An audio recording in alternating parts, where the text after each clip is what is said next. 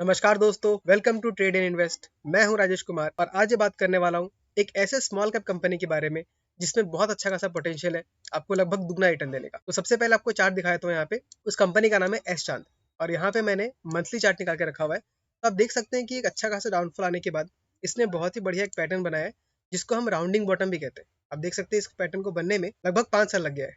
2018 से ये downfall start किया और यहाँ से बनाते बनाते इसने आज 2023 के एंड में हमारा राउंडिंग बॉटम लगभग कंप्लीट होता हुआ दिख रहा है। अब इस बॉटम के बेसिस पे अगर मैं इसका टारगेट निकालने का ट्राई करूं तो टारगेट हमको बहुत ही बढ़िया नजर आता है। देख सकते हैं इसका टारगेट निकल के आता है लगभग हम लोग का 472 का और हम एवरेजिंग करने के लिए हम 500 तक का मार के चल सकते हैं क्योंकि राउंड ऑफ हो जाता है। अगर इस टारगेट को हिट कर लेता है अब देख सकते हैं हमारा जो रिटर्न होगा वो लगभग 80% का होगा जो कि बहुत ही बढ़िया रिटर्न है। अभी 80% रिटर्न अगर एक साल के अंदर भी आता है तो मैं तो बहुत ही सक्सेसफुल रिटर्न इसको मानता हूँ। अब समझने का ट्राई करते हैं कि आखिर क्यों इसमें एक टेक्निकल तुमको दिख रहा है। आप ये भी देख सकते हैं यहाँ पे कि जहां जहां पे इसका कैंडल बड़ा बना है वहां पे वॉल्यूम भी काफी हाई है, यानी इस जगह पे बहुत ज्यादा एक्यूमुलेशन होकर रखा हुआ है। तो जब ये ब्लास्ट होगा यानी जब ब्रेकआउट देगा तो बहुत ही ऊपर तक दे सकता है। तो टेक्निकल में तो हमको सब कुछ बिल्कुल सही नजर आ रहा है। अब एक बार हम देखते हैं कि कुछ फंडामेंटली इस कंपनी में सही है कि नहीं। उसके लिए हम देखते हैं पहले इसका इन्वेस्टर प्रेजेंटेशन जो कि आपका Q2 का है। तो इस कंपनी में इन्वेस्ट करने का जो सबसे बेस्ट मेरे को रीजन समझ में आता है वो है आपका न्यू एजुकेशन पॉलिसी जो कि 2023 से लागू होने वाला है और धीरे धीरे सारे स्कूल्स और कॉलेजेस को अप्लाई कर देंगे। अब देख सकते हैं यहाँ पे क्या होगा, न्यू कंटेंट क्रिएशन होगा यानी कि जो भी बुक्स है वापस से लिखे जाएंगे, सिलेबस चेंजेस होंगे और जब ये सारा चेंजेस होगा तो बच्चों को स्कूल्स को नए बुक्स को लागू करना होगा और नए बुक्स खरीदना पड़ेगा। तो उसके वजह से इसके सेल्स में बहुत अच्छा खासा ग्रोथ आ सकता है।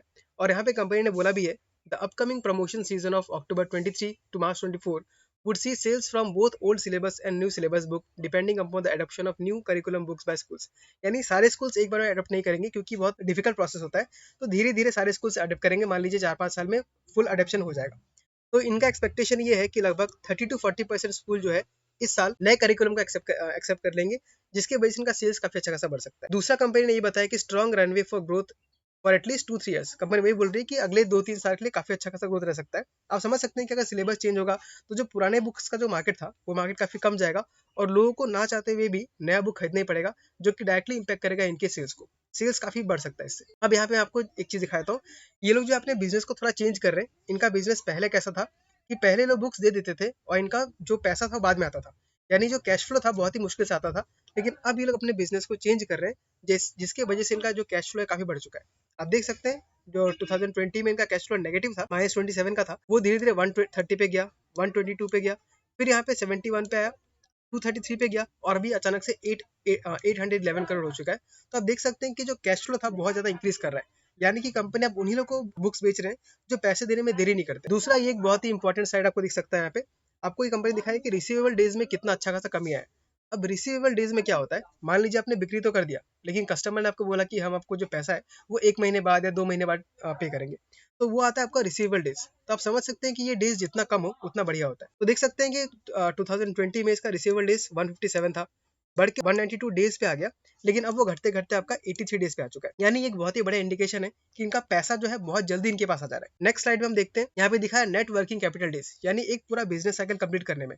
मान लीजिए आपने बुक को बेचा, बुक को बेचने के बाद आपको जब पैसा रिवर्स आया, सब कुछ जो भी मतलब आपका एक साइकिल कंप्लीट करने में, सेल्स को पूरा कंप्लीट करने में जो डेज लगता है वो भी काफी कम कर दिया है। 238 डेज से वो एकदम घट के 135 डेज पे आ चुका है। और इसके वजह से दोस्तों कंपनी का क्या हुआ, उनका कैश फ्लो जो है बहुत बढ़िया बढ़ गया है। आप जानते हैं कंपनी में अल्टीमेटली आप जितना भी सेल कर लीजिए, कितना प्रॉफिट कर लीजिए, लेकिन लास्ट में जो आपके पैसा हाथ में बचता है वही एक्चुअल प्रॉफिट होता है जिसको हम कैश फ्लो कहते हैं।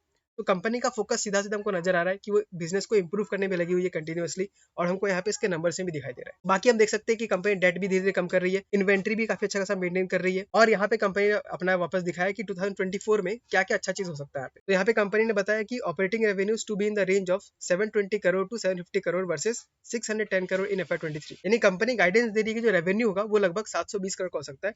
अब ये दोस्तों बहुत ही इंपॉर्टेंट नंबर आता है निकल के, क्योंकि पूरी की पूरी कंपनी हमको लगभग 891 करोड़ के आसपास मिल रही है और इस कंपनी का रेवेन्यू ही 720 करोड़ का है।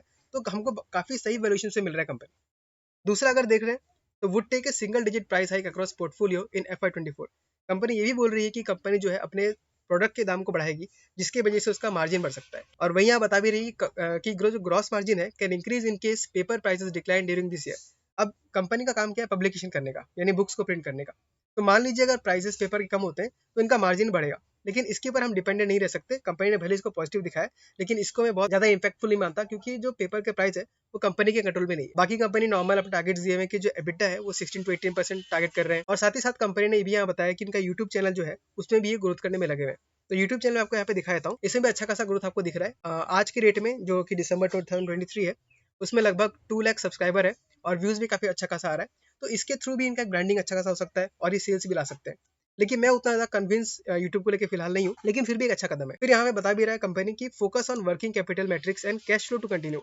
अब ये चीज बहुत ही इंपॉर्टेंट है, क्योंकि आप भी अगर बिजनेस करते हैं तो अल्टीमेटली बात वही है कि आपके हाथ में पैसा कितना आता है। सब कुछ काट कूट के आपके हाथ में जो पैसा है वही एक्चुअल प्रॉफिट है, उस चीज पे कंपनी बहुत ज्यादा फोकस कर रही है। तो यहाँ से हमें सब कुछ ठीक लग रहा है। अब हम देख लेते हैं कंपनी का शेयर होल्डिंग पैटर्न कैसा है। तो आप देख सकते हैं जो कंपनी का प्रोमोटर होल्डिंग है वो 47.30% है और अभी काफी स्टेबल है। हल्का सा बिकवाली हुआ है लेकिन इतना चलता है। म्यूचुअल फंड्स को अगर देखें तो उन्होंने अभी तक एंट्री नहीं करा है, क्योंकि इसका स्टॉक मार्केट बहुत ही छोटा सा है। 891 करोड़ का मार्केट कैप है।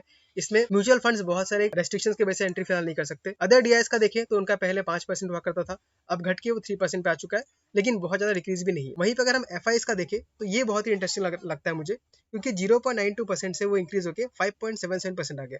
अब इतनी छोटी कंपनी में अगर एफआईएस का 5% का होल्डिंग है तो ये बहुत ज्यादा हमें कॉन्फिडेंस देता है कि हम भी इसमें थोड़ा बहुत स्टेक तो ले ही सकते हैं। नेक्स्ट अगर मैं रिटेलर्स का देखूं तो रिटेलर्स का जहां पहले 47% हुआ करता था वो घट के भी 43% पे आ चुका है। तो मैंने आपसे बहुत बार डिस्कस किया कि जब भी आपको ये पैटर्न नजर आए कि एफआईएस खरीद रहे हैं और रिटेलर्स बेच रहे हैं, तो ये बहुत ही कॉम्बिनेशन अच्छा होता है स्टॉक्स को बाय करने का। तो कुल मिला के अगर देखें तो स्टॉक्स में चांसेस बहुत ज्यादा प्रॉफिट होने का और रिस्क बहुत ही कम है। तो मैं तो इसको ऑलरेडी होल्ड कर रहा हूँ और मैं इसको और एवरेजिंग करने वाला हूँ कि मेरा टोटल एलोकेशन भी कंप्लीट हुआ नहीं है। तो आप भी अगर कंसिडर करना चाहते हैं इसको, तो आप इस वीडियो को देखिए, एक स्टार्टिंग पॉइंट की तरह लीजिए, अपना खुद का रिसर्च कीजिए, उसके बाद डिसाइड कीजिए कि आपको स्टॉक लेना है कि नहीं लेना है। मेरे इस यूट्यूब चैनल का एम बिल्कुल भी नहीं है कि मैं आपको टिप्स दे दूं।